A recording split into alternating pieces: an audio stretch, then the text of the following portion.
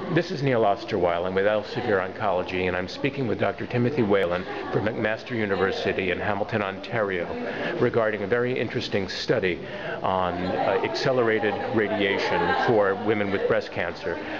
Dr. Whelan, could you please summarize for us your key findings and tell us what this might mean for women with early-stage breast cancer?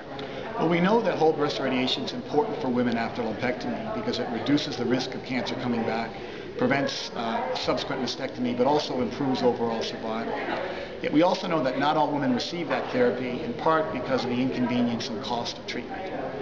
Now, standard approaches involve 5 to 6.5 weeks of radiation, and we compared an accelerated 3-week course of therapy to the longer standard 5-week course of whole breast radiation. And we randomized over 1,200 women to the 2 treatment arms and followed them for 12 years.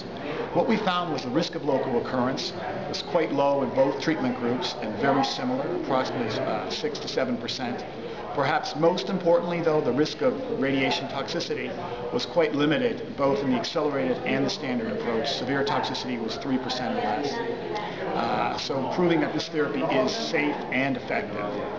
And given the long-term data, I think the therapy is now really ready to be offered to select women who were eligible in that study.